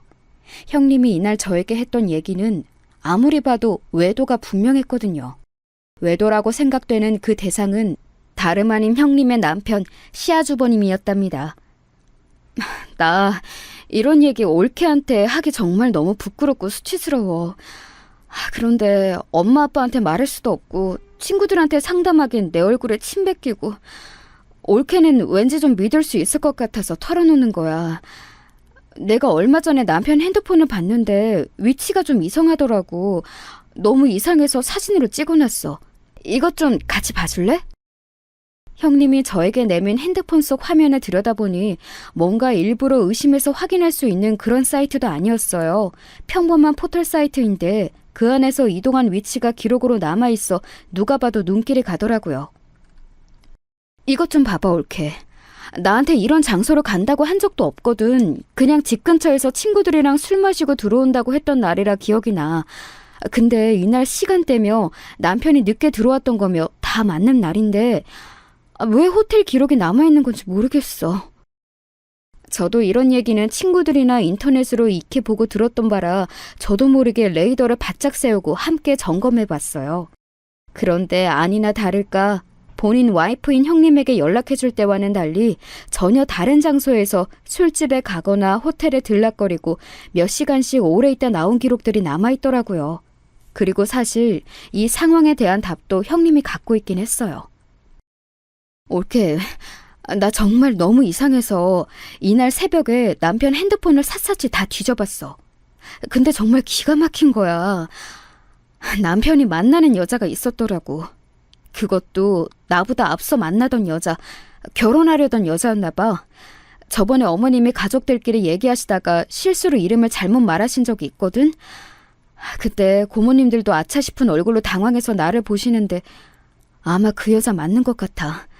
결혼할 생각으로 오랜 만난 사람이라 집안 행사도 다 따라다녔고 어른들도 뒤늦게 입조심하시더라고. 근데 어떻게 이 여자랑 아직도 만나서 저렇게 돌아다닐 수가 있지? 이 말을 하는 형님의 표정은 정말 아주 허옇게 텅 빈 눈을 하고 아무 생각이 없어 보이더라고요. 앞만 봐도 100%이고 이건 결혼한 지 얼마 안 된 사이에서 있으면 안 되는 일이었어요. 조심스럽게 형님에게 제안을 했고 형님은 그걸 곧장 받아들이셨답니다. 하지만 저나 형님 둘 다 너무 순진했던 것 같아요. 그렇게 쉽게 매듭이 지어질 일이 아니었더라고요. 형님, 그러지 마시고 얼른 아주버님이랑 이 문제로 확실히 얘기하세요. 누가 봐도 외도 맞다고 보이는데요? 그리고 아주버님이랑 둘만 얘기하지 마시고 시댁 어른들에게도 알리는 게 낫겠어요. 나 정말 너무 가슴이 쿵쿵 뛰고 우울하고 미칠 것 같아. 그래도 어떻게든 해결을 봐야 될 것 같아. 그래야겠지? 힘들어하는 형님을 달래고 또 달래면서 결국 이 일을 본인 시댁에 알리실 수 있도록 도왔답니다. 하지만 그 이후로 벌어진 일은 정말 입이 다물어지지 않더라고요. 저는 이때라도 늦지 않았으니 얼른 형님을 그 집에서 빼내야 했던 것일까요? 나중에 남편을 통해서 들었는데 정말 엄청난 일이 벌어졌더라고요. 와, 나 미치겠다. 진수 그 자식하고 이제 좀 멀쩡한 인간이랑 만났나 했더니 매영 진짜 이번에는 내가 그냥 넘어가는데 또 이런 일이 있으면 못 참을 것 같아. 어쩜 인간이 그래? 글쎄, 이전 여자를 아직도 만나고 있는 것 같아서 누나가 그 집 어른들께 알렸다나 봐. 그런데 거기 시어머니가 난리를 치고 발작을 하더래. 어디 우리 아들 하는 일을 꼬치꼬치 따지냐고. 핸드폰은 왜 훔쳐보냐면서 별 상스러운 소리를 다 했다더라고. 단체로 머리가 어떻게 된 거 아니야? 게다가 핸드폰 훔쳐봤다고 매영은 매영대로 발을 탕탕 굴러대고 난리를 쳤다네. 저리 가라면서 밀었다는데 뭐가 뭔지 모르겠어. 아버지는 그것 때문에 지금 장난 아니야. 나 진짜 돌겠어. 그야말로 이 얘기는 와 소리가 나올 법한 얘기더라고요. 듣고도 믿기질 않아서 넋이 나가 있는 제 앞으로 더 충격적인 소식을 듣게 되었어요. 사실 이때 들은 얘기를 생각하니 애지간해서 이 시기에 형님을 그 집에서 빼내긴 힘들었을 것 같네요. 게다가 혹시 당신은 알았어? 아니다. 누나도 모르고 있었던 것 같아. 그게 글쎄 임신을 했다지 뭐야? 될 거라고 기대도 생각도 아무것도 안 하고 있었잖아. 그러니 누나도 어지간히 황당해하는 것 같아. 뭐? 임신? 그게 진짜야? 세상에 전혀 몰랐었어. 형님도 그런 얘기 한 번도 하신 적 없는데. 느지막이한 결혼이라 양가 어느 쪽도 아기에 대한 화제를 언급하지는 않았지만 사실 이게 좋은 소식인지 안 좋은 소식인지도 헷갈리더라고요. 아주버님의 외도 문제만 아니라면 더없이 좋은 얘기일 텐데 형님은 오롯이 이런 상황을 짊어지고 가야 하는 거잖아요. 그리고 평소 그렇게 아기를 원했던 분이라 웬만하면 좋은 쪽에 초점을 맞추는 수밖에 없었어요. 가족들 모두 심란한 상태로 머물고 있던 가운데 이 상황에서 감정을 관리하지 못하고 폭주해버리신 분이 있었으니 그분은 바로 저희 아버님이셨어요. 진짜 그러시면 안 되는데 임신한 형님을 생각해서라도 자중하셔야 하는데 아버님 딴에는 임신이라는 키워드 자체에 더 분노하게 되신 것 같더라고요. 어쩌면 아버님의 폭주대로 이루어지지 않은 게 다행이긴 하겠지만 이때 아버님이 잔뜩 날이 서서 본인 사위를 호출하셨다는데요. 너무 웃긴 건 아주버님이 거기에 응하지 않았다는 거예요. 전화도 안 받고 답장만 띡 보냈다는데 그걸 어머니가 저한테 보여주시더라고요. 야, 이것 좀 봐라. 글쎄 뭐라고 왔는지 아니? 아버님, 요즘 야근이 많아서 못 갈 것 같습니다. 그리고 부부 사이는 저희가 알아서 하겠습니다. 어제 전화 주신 내용도 많이 불쾌하고 이 사람한테 실망스럽습니다. 그럼 또 뵙겠습니다. 이렇게 온 거야. 네 아버님이 사위한테 전화해서 뭐라 난리치긴 했거든. 그런데도 분이 안 풀리니까 얼굴 보고 한바탕 다 혼내려고 부른 거였어. 근데 사실 그것도 뭐 이제 안 보고 살 것도 아니고 애기도 생긴 데다가 평생 보고 살아야 하니 사위 한번 크게 잡으려고 했던 거지. 안 그러면 네 아버님은 네 형님 시집 보내놓고도 맨날 시엠보 인생처럼 가슴 졸이면서 살 테니까 대차게 야단 쳐놓고 다신 못 그러게 눈물 쏙 빼려고 했던 모양이야. 근데 저렇게 얌체같이 쑥 빠져나가면서 죄송하단 말도 없는 거 봐라. 나는 제 임신한 것도 그닥 기쁘지도 않아. 그러면 안 되는데 진짜 이게 무슨 일이니 정말. 상황이 이렇게 가고 있으니 어째 잘못을 저지른 아주버님은 당당해 보이고 맨날 마음고생하는 우리 불쌍한 형님이 무슨 가해자 마냥 보이더라고요. 결국 마음이 급격히 약해져 버린 어머니는 이렇게 해결할 일은 아닌 것 같다며 행동을 시작하셨는데요. 사실 전 이것도 썩 좋아 보이지는 않았어요. 사위를 어르고 달래본답시고 마치 아부하듯이 잔뜩 음식을 해서 보내신 거예요. 본인 딸내미도 임신해서 음식 잘 못 먹고 힘들고 사위도 약간은 달래서 둘이 잘 지내길 바라는 마음에 그러셨던 것 같아요. 근데 저도 약간 이때 서운했던 게 저 역시 임신을 알게 되었거든요. 그런데 흐름이 이렇다 보니 다들 마냥 기뻐할 수만은 없었고 어머니는 본인 딸 생각밖에 없으셨는지 저보고 형님 댁에 음식들을 실어주라고 하시는 거예요. 저도 임신 초기라서 몸이 영 편치 않은데 말이에요. 그래도 제가 형님과 사이가 좋았으니 망정이지 그게 아니었으면 새로운 시집살이라고 생각해서 어머니랑 감정 상할 뻔했어요. 아무튼 임신을 한 자체는 좋은 일이고 기왕이면 둘이 잘 살길 바라는 마음은 저 역시 같았답니다. 그래서 음식도 갖다 드리긴 했는데 정작 당사자인 형님의 표정은 썩 좋지 않았어요. 옳게 엄마가 갖다 주란 거지? 그래 고마워. 이거 가져다 주느라 고생 많았겠다. 엄마도 참 옳게도 임신해서 힘든데 이렇게 오라가라 시키면 어떡해. 내가 참 면목이 없어 자기한테. 마음 같아서는 집에 와서 밥 한 끼 같이 먹고 싶은데 입덧이 유별나게 심해서 몸이 너무 안 좋아. 다음에 또 약속을 잡자. 정말 미안해. 이렇게 제 입장을 배려해주는 착한 형님을 보니 어머니에 대한 사소한 서운함도 금방 가라앉았어요. 한편으로는 집안 쪽 너머로 뭔가 다 다운되어 있고 어두운 분위기가 흐르기에 그거 하나는 참 걱정스럽더라고요. 와중에 어머니는 또 분위기를 어떻게 올려보시겠다고 음식 잔뜩 얻어먹고 답장도 없는 사위한테 연락을 하셨더라고요. 이쯤 되니 저도 너무 답답하고 슬슬 화가 나기 시작했어요. 그래서 애꿎은 남편에게 화풀이를 했네요. 아니, 솔직히 딸이랑 며느리 비슷한 시기에 임신한 게 경사이긴 하지. 그런데 지금 형님 상황이 안 좋잖아. 거기 아주버님은 코빼기도 안 내비치고 있는데 무슨 여행은 여행이야. 이런 거 다닐 기분이 아닌데. 그리고 나나 형님이나 아직 몸살이고 조심해야 돼. 이거 어떻게 할 거야? 남편은 제가 평소 같지 않게 마구 화를 내자 임신 중이라 예민한 거라고만 판단을 했나 봐요. 자꾸 저를 설득하면서 자기네 좀 도와달라고 하더라고요. 당신 마음도 이해해. 알아. 힘든 거 알지. 근데 이번만 누나 좀 도와주면 안 될까? 나도 웬만하면 남의 집 일 신경 딱 끊고 살고 싶은데 엄마가 저렇게 노력하는 것도 너무 안 됐잖아. 이번만 좀 협조해주라. 내가 모든 거 다 감당할게. 응? 이렇게 되어 우리는 예정에도 없던 여행을 떠나게 되었어요. 어머니가 서울 외곽으로 펜션을 잡아서 다 같이 1박으로 여행을 가자고 하시고 단톡방은 아주 떠들썩했답니다.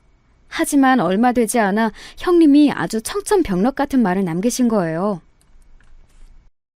다들 재밌는 시간 기대하고 계셨을 텐데 죄송해요. 아무래도 제가 몸이 너무 안 좋고 어제만 해도 빈혈이 심해서 주저앉았거든요. 나이 들어서 임신하니 몸이 안 따라주네요. 아무래도 여행은 무리일 것 같아요. 이렇게 말을 남기시더니 그렇게까진 안 해도 될 텐데 단톡방을 나가버리시더라고요. 나름 기대하고 계셨던 어머니도 되게 놀라셨고 우리 모두 형님의 갑작스런 퇴장에 할 말을 잃었어요. 상황이 이렇게 되어버리니 여행도 전부 무산되었고 어머니는 한동안 저희 부부에게조차도 연락을 안 하시더라고요. 조용한 가운데 저는 무던히 아기가 뱃속에서 자라고 있었고 그 가운데 친정엄마 칠순도 있어서 다 같이 여행을 다녀왔어요. 묵묵히 따라다녀주고 짐도 들어주고 운전까지 다 도맡아주는 남편을 보니 왠지 모르게 형님 생각이 나는 거예요.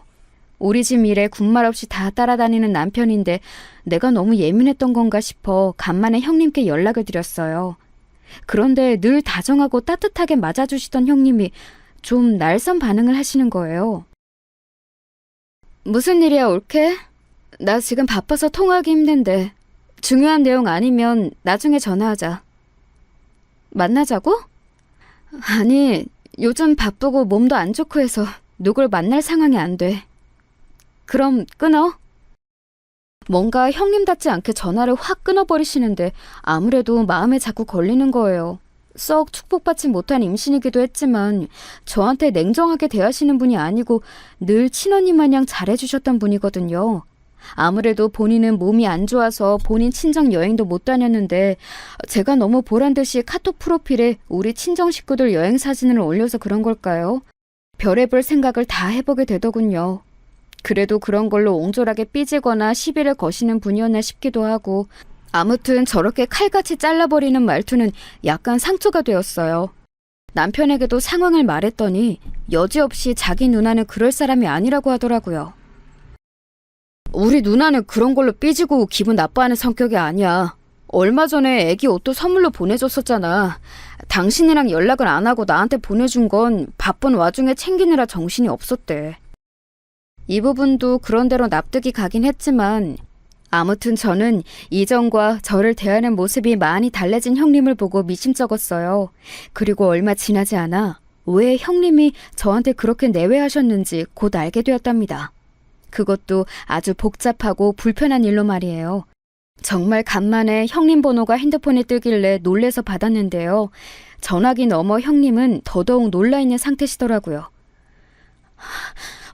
올케, 정말 미안한데 혹시 우리 집 좀 와줄 수 있나? 우리 엄마한테는 얘기하지 않았으면 좋겠는데 부탁이야. 약간은 울먹이는 소리로 말을 하는 형님은 제가 택시를 타고 갔을 때 역시 여전히 놀라있는 상태였어요. 하지만 이미 모든 상황은 다 끝나고 막이 내려버린 얘기였더라고요. 형님이 이때 자세한 얘기를 해주시진 않았지만 결론은 딱 하나였어요. 고이고이 지켜왔던 아기를 그만 멀리 보내게 되었다는 거였답니다. 아무래도 몸이 이상한 것 같아서 병원에 가봤는데 맞다는 거야. 엄마한테도 연락을 못했어. 그래서 할 일 다 하고 집에 온 지 얼마 안 됐어. 그런데 내가 알기론 이렇게 보내고 나면 애기 낳은 거랑 똑같이 몸이 힘들다고 하더라. 올케, 나 마음이 너무 안 좋아. 계속 눈물만 나. 형님은 그렇게 오열을 하시더니 제 품에 안겨 한참 고개를 못 일으키시더라고요. 제 뱃속에 아기가 있어서 그런지 가슴이 찢어질 것 같았어요. 저 역시 안정이 안 되어 둘이 부둥켜 안고 한참을 꺽꺽거리며 울었어요. 자기 친정엄마가 걱정할까봐 말도 못하고 아마 상황을 보니 남편인 아주버님도 함께 쭉 있어주진 않았던 것 같아요. 홀로 그렇게 모든 절차를 거치고 집에 돌아와 일반 산모들이 겪는 산후 우울감을 느끼며 곁에 없는 아기에 대해 아파하며 온 슬픔을 다 떠안고 계셨던 거예요. 넓디 넓은 그 멋진 신혼집 안에 형님의 슬픔만 공허하게 가득 차 있는 게 느껴졌어요. 도저히 참을 수가 없어서 그만 이때 눈앞에서 아주버님께 전화를 드렸는데요. 전화를 받자마자 저도 감정이 잘 추스려지지 않아서 화를 마구 내게 되었답니다. 그리고 이 부분에 대해선 저도 나중에 후회가 막심했어요. 형님을 더 곤란하게 만든 것 같았거든요. 저 아주버님, 형님 이렇게 아프신데 혼자 두시면 어떡하나요? 이 집에 싼더미 같은 빨래는 뭐고, 애기 낳은 거나 마찬가지인 사람한테 일거리만 잔뜩 만들어주고 나가 계시면 어떡해요? 제가 잠깐 와봤는데 집도 난장판이 되어 있고 힘든 일 겪은 사람을 이렇게 함부로 대하시면 어떡하냐고요. 지금 저희 형님 몸과 마음이 어떤 상태인지 모르세요? 저도 상당히 울컥해서 감정 조절이 안 되어 소리를 지르다시피 했어요. 말 맞다나 저런 환경 안에 형님이 계셨던 거니까요. 어떻게 아이를 먼저 보낸 와이프를 집에 혼자 두고 집안 일거리들을 왕창 놔두고 집을 비울 수가 있나요? 그건 와이프 보고 다 치우라는 거고 아무 감정 없는 가정부 대하듯이 하는 거나 다름없잖아요. 하지만 아주버님은 제 말에 전혀 미동도 없이 외려 이런 꼴을 제가 뭐 몰래 훔쳐보기라도 한 양 짜증을 내시더라고요. 이봐요 처남댁, 나라고 뭐 기분이 편하겠어요? 남 일하는데 이렇게 전화해가지고 불같이 화를 내고 소리를 질러대면 어떡해. 나도 알아요. 슬프다고. 그 사람이 친정 가서 쪼르르 일렀나 본데 그게 뭐 일러서 어떻게 될 일이에요? 나보고 어쩌라는 거냐고. 시간 한가하면 적당히 위로나 해주고 돌아가요. 그리고 누가 집안일을 시켰다는 거예요? 돈 안 벌고 집에만 있으니 당연히 할 일인 거지. 처남댁은 밖에서 돈이나 벌어봤나 모르겠네. 처남은 이렇게 빽빽 남의 일에 간섭하는 와이프랑 사느라 고생이겠어요. 하여간 다시는 이런 일로 서로 목소리 들을 일 만들지 맙시다. 네? 이러면서 전화를 확 끊어버리는데 와, 남인 제가 들어도 이렇게 살벌하게 느껴지는데 형님은 어떠셨을까 싶더라고요. 괜한 일을 오지랖 넓게 질러버려가지고 형님은 더 괴로운 얼굴을 하고 계시고 저는 이 일이 제게 크나큰 실수로 남아서 죄책감을 느끼게 되었어요. 형님 잘 위로해드리고 집으로 돌아오는 길 마음이 엄청 복잡하더라고요. 결국 돌아와서 남편에게 조심스럽게 말을 전했고 찬찬히 시댁에게도 알리게 되었어요. 차마 아버님에게는 말씀드릴 수가 없었어요. 어머니가 단단히 입막음을 하셨거든요. 무슨 일이 있어도 네 아버님한테 말하지 마라. 내가 시기를 봐서 적당히 말을 할 테니까 절대 말실수하면 안 돼. 네 아버님 안 그래도 자기 사위 벼르고 있어. 맨날 그렇게 욕을 해대는데 애기 저렇게 보낸 거 알면 다 사위 때문이라고 아주 뒤엎고 사고칠 거야. 제발 우리 당분간은 조용히 있자. 아무리 생각해봐도 어머니 말씀이 맞는 것 같아서 저와 남편은 조용히 입을 닫았어요. 제 출산일도 몇 개월 뒤로 다가오는데 우리 부부는 물론이고 어머니는 마음 편히 이 시기를 보낼 수 없었답니다. 하지만 얼마 안 가 그렇게 조심하고 조심했던 아버님이 모든 걸 다 포기하고 폭주하게 된 사건이 발생하고 말았어요. 어차피 터질 일이었다면 이때 진즉 폭로하는 게 낫지 않았나 싶네요. 그러고 보면 저도 임신 중에 참 별의별 일을 다 겪었네요. 이날 저녁도 아니고 거의 새벽으로 넘어갈 무렵인 시간에 말이에요. 누가 갑자기 우리 집 벨을 누르는 거예요. 인터폰을 보니 불도 까맣게 꺼져 있고 해서 뭔가 했더니 형님이 서 계시더군요.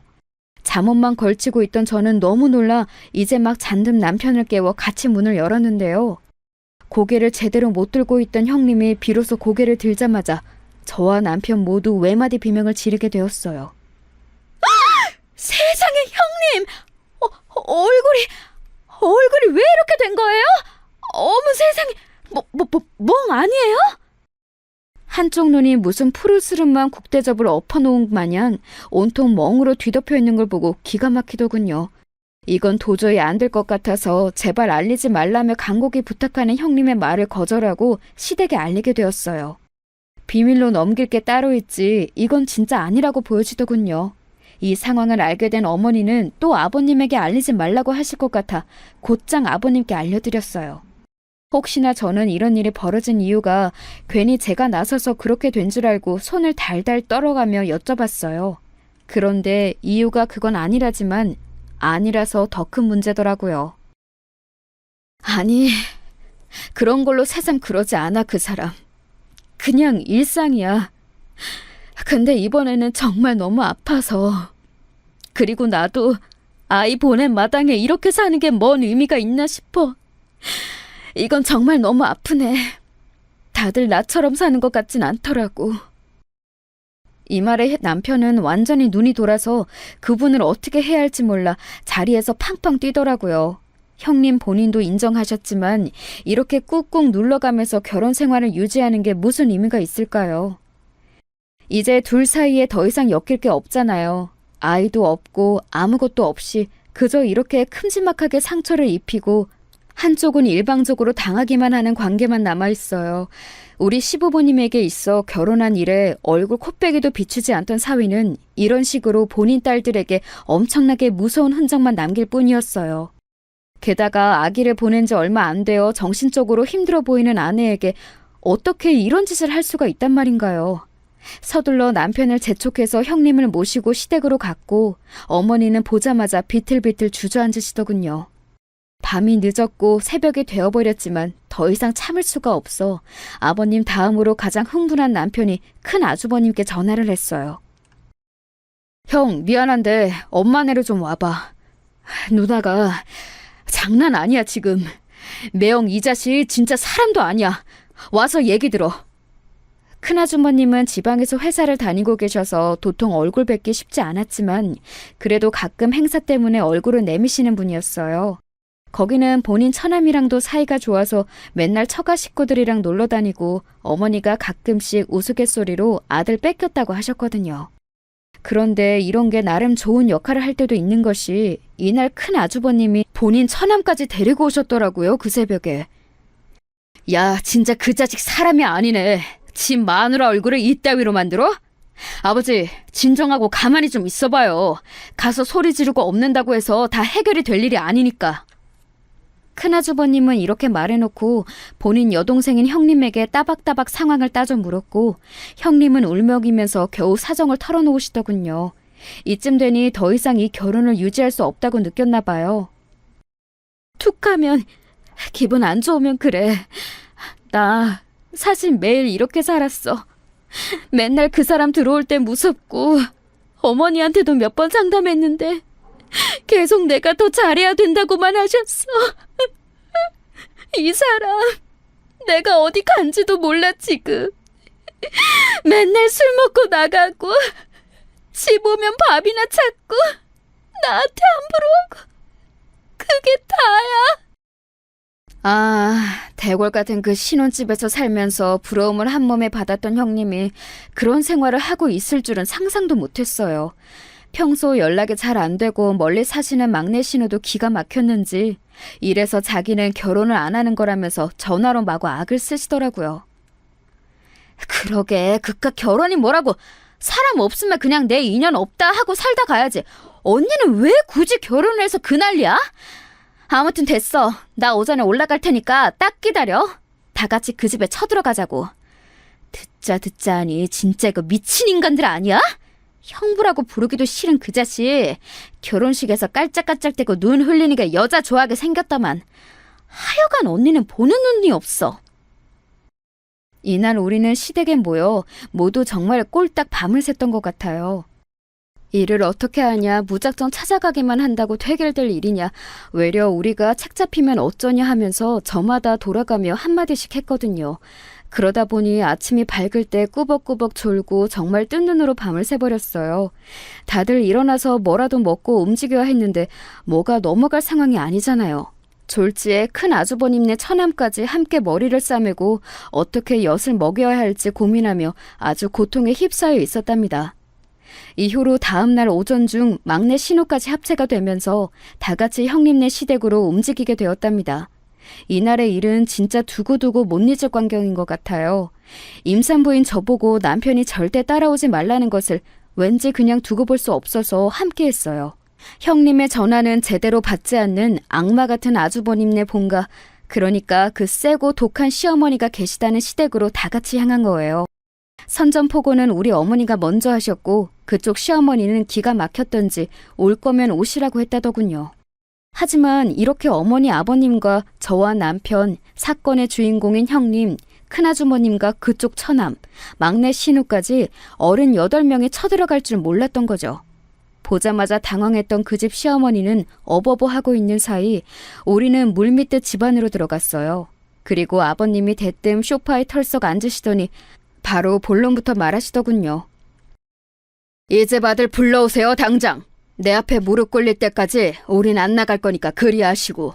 빨리 부르세요. 내 전화도 안 받읍디다. 자식 교육을 어째 그렇게 시키셨소? 오늘 한번 제대로 수치 당해보세요. 뭐 우리 식구들 끌어낼 거면 다 끌어내보시라고. 처음에 그 집 시어머니는 이게 뭐하는 짓이냐고 하다가 우리 어머니가 대뜸 형님을 들이밀어대며 우리 딸 얼굴을 보라고 소리를 지르니 움찔하더라고요. 이거 그 집 아들 작품이에요. 잘난 김서방 짓거리라고요. 뭐? 경찰을 불러? 부르면 누가 잡혀갈까요? 우리가 조치를 당할까요? 아니면 그댁 아들이 수갑을 찰까요? 마누라며 장인 장모 전화 다 무시해버리는 자식놈으로 아주 잘 키우셨네요. 당장 불러요! 이렇게 와악 하고 소리를 지르는 어머니와 아버님 뒤로 저와 남편을 비롯한 처가 식구들이 이글이글 타오르는 눈으로 노려보고 있었어요. 아이 참, 알겠어요. 부를 테니까 좀 조용히 좀 하세요. 이게 뭔 짓거리들이야 진짜 단체로 몰려와서는. 그 집 시어머니는 궁시렁궁시렁 거리면서 무례하게 대꾸하면서도 계속해서 자기 며느리인 우리 형님 눈주변에 시선을 못 대더라고요.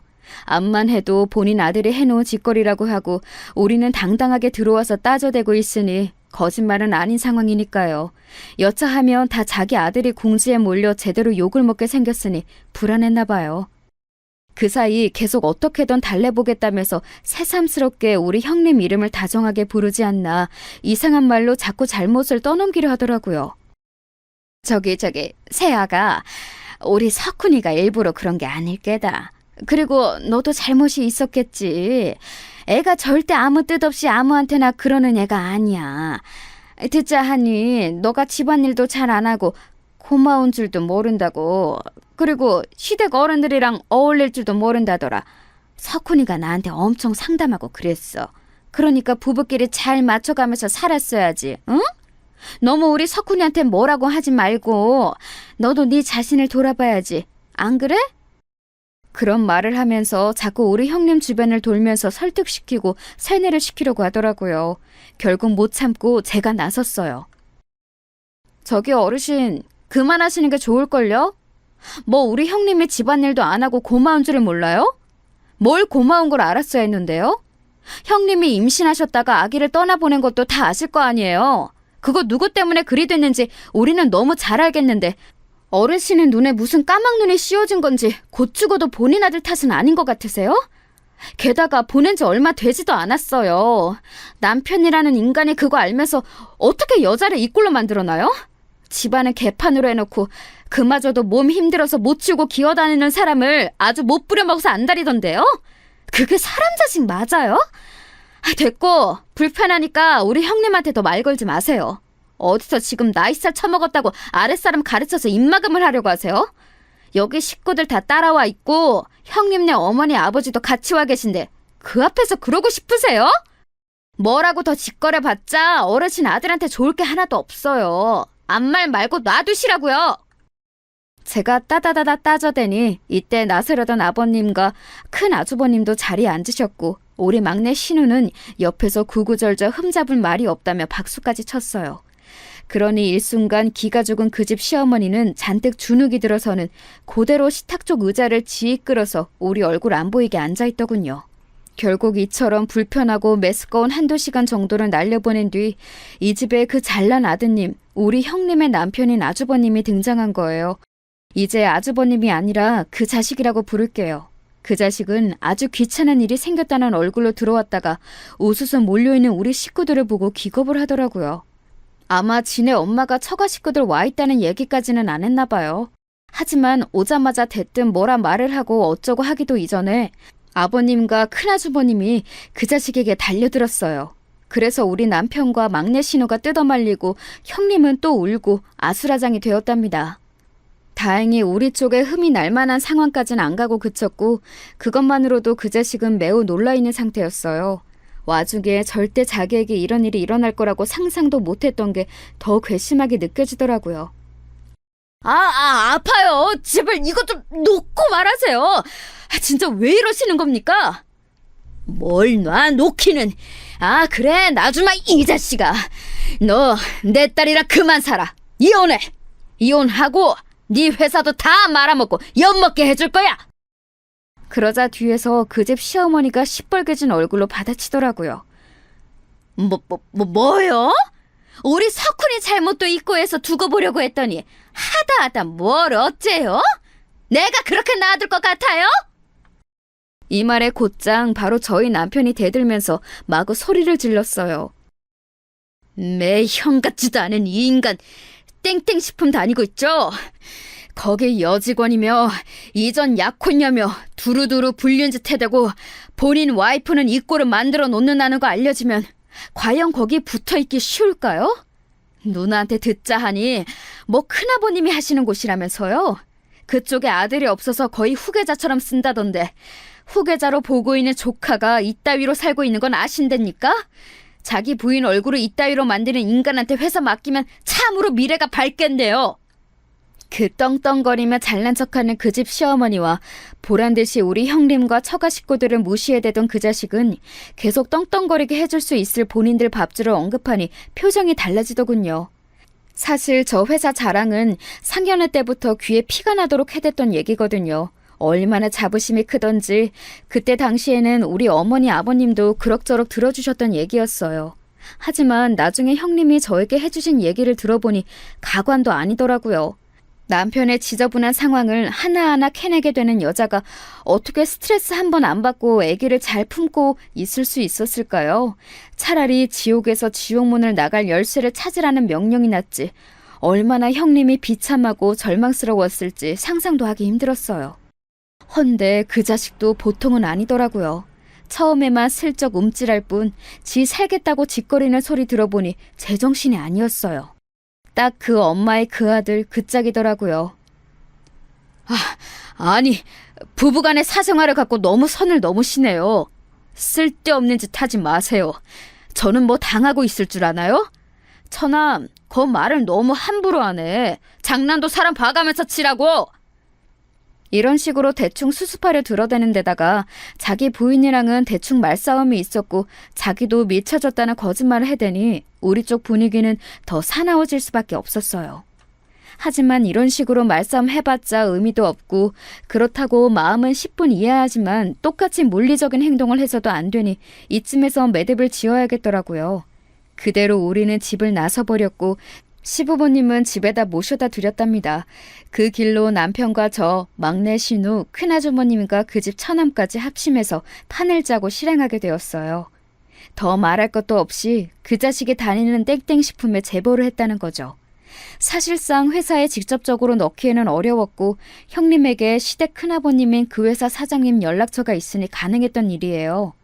결혼식 이후로 애지간해서 얼굴 볼 일이 없는 조카 며느리가 이런 식으로 연락을 해온 데다가 본인 회사 내부에서 여직원을 건드리고 문란하게 놀았다는 소리를 들으니 큰아버지라던 회사 사장님도 좀 답답해하는 분위기더군요.